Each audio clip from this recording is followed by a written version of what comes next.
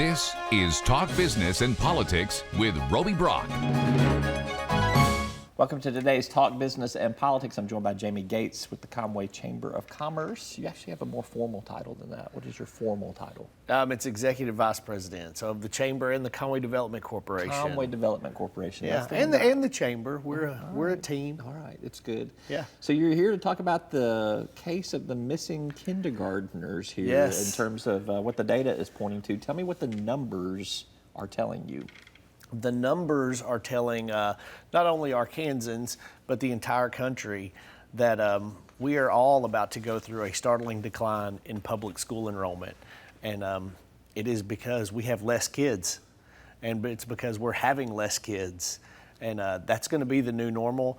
And we know now that it's going to be that way for a long, long time. This is a generational change. You've got younger people are either waiting later to get married and have kids, or just waiting later to have kids, period. And then they're not having as many kids as previous generations have had. And that is what is compounding this this kindergartner population issue, correct? Absolutely. All right.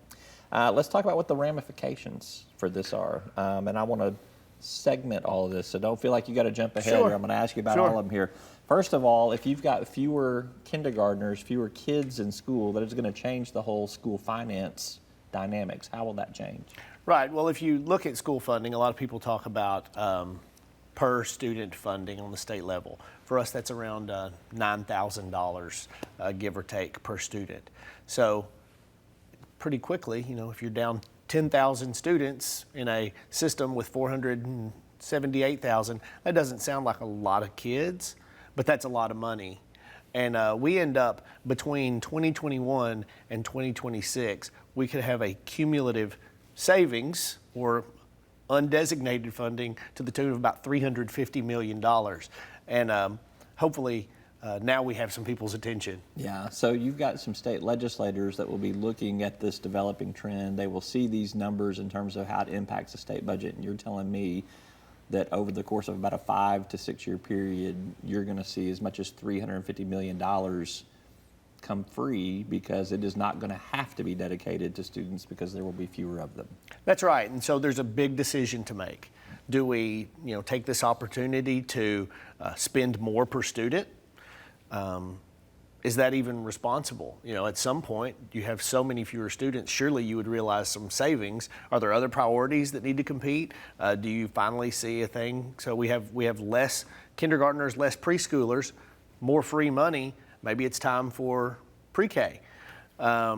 Big decisions to be made. And then there's the issue of teachers and facilities. Well, let's talk about teachers next. Let's talk about I think the current student-teacher ratio is about 14 to 1 right now. Right. You have fewer children, you're going to have a different student-teacher ratio. You could have a different student-teacher ratio, or you could still have 14 to 1, but have 1,000 less teachers. And so those are decisions that are going to have to be made not only at the state level, but at the district level. And then also, what about the future of facilities? Yeah. New school construction has been a foregone conclusion. Now we're going to decide which schools to keep open, even growing districts. And I think this was a big takeaway from the data. This isn't a Delta, Northwest Arkansas, or a poor versus well-to-do. In some cases, some of the most affluent districts are the ones who will experience this decline the earliest and to the highest order. Yeah, so it's a generational change is what it really is. That's right. It's not, and so it doesn't apply to geography. It doesn't really even apply to socioeconomic class. It is just literally, this is what the population, this is what the census numbers are telling us. Yeah, if it applies to socioeconomic class, it applies more strongly to the more affluent classes. So you talked about construction being slowed down. School construction will slow down. That's going to have an impact on particularly the construction industry. Yes. How big of a ramification could that be if you've got $350 million fewer dollars in the public education system, perhaps not going as much to school facilities? Yeah, and here's the deal. There's the funding question, but then there's just the demand issue. Schools are always kind of building their campuses and their footprint looking at forecasts, and there's not a forecast out there that's showing anything but decline. And even your fastest growing school districts, they're either in the red over the last 6 years for kindergartners, or they've slowed to almost a flat growth. And so I think a lot of superintendents and districts will just choose to ride this out rather than finance construction, and that's another industry that's affected by this, the public finance guys. Yeah. Rather than finance construction of something over a long period of time, especially in light of a trend that seems to be picking up speed. This curve has not flattened out yet. So you're an economic developer. When you look at this data and you look at these numbers, and you said earlier you're seeing this just not just in Arkansas, this is a national issue. How does that change the perspective of what you're trying to do from an economic development perspective? Sure. Well, every kid counts and always has, but particularly when the economy's rolling like it is right now, labor is a vital resource. It is the currency of economic development. This is the labor pipeline. You have these competing narratives on everything's going to be automated and we're not going to have jobs for everyone. Okay, that maybe is taking place. Fewer people eventually happening. That's not a bad thing. We're going to have fewer people, and then just structurally, and this goes far beyond Arkansas.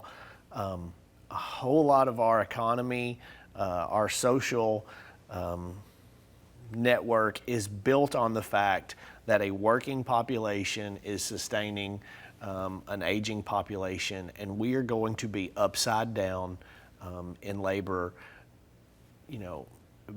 from an economic development or a public policy standpoint in the near term. Yeah, somewhere in the middle of next decade, perhaps, is where we'll start really feeling the pinch on that. Interesting stuff. So last question for you, and kind of throw down the gauntlet here for public policy folks, particularly state legislators and folks at the local level that have to take these numbers and digest them. What's the challenge? I think the challenge is first to acknowledge that this is happening, and how do we make long-term decisions. It's not going to happen tomorrow. Enrollment's going to increase for the next 2 or 3 years because it spiked in our highest birth rates this century was in 2007. So our biggest class is 7th graders. Those guys are going to, go on through the system. So we're going to see enrollment go up for the next 2 or 3 years. But then it is going down. In a climate where we budget, 1, 2 year, we have 1 or 2 year plans at the public level. In the private sector, it's usually by quarter. How do you position yourself responsibly? And as constituents, how do we acknowledge that this is coming? We definitely are going to have to confront this. When will we confront it? I think all of the smartest people in the room need to become passionate advocates for confronting it today and planning, because there's great opportunity here. What would the opportunity be? The opportunity is to kind of realign our public finances. It's that savings. Can you do some things that you've not had the ability to do in the past? Can you kind of right size and smartly organize districts not only at the local level, but at the state level? All right, he's Jame Gates. He tells us what the data points to, and it points to something pretty interesting happening with these missing kindergartners in the not too distant future. Good to have you. Absolutely. Right, thank you. That's all for today's program. I'm Roby Brock. We'll see you next time. You'll find us at the end of a lot of long country roads, covering over 60% of the great state of Arkansas. Our 17 electric distribution cooperatives are working day and night to provide reliable, affordable power to over 500,000 homes, farms, and businesses, just like yours. The Electric Cooperatives of Arkansas, your local energy partners. Each day, the promise of our nation begins again. Arkansas and America moving forward. I help make that promise a reality. It's not for everyone, but people everywhere depend on us. Oh, I love you too, sweetie. Trucking delivers, or everything stops. And that's what drives me.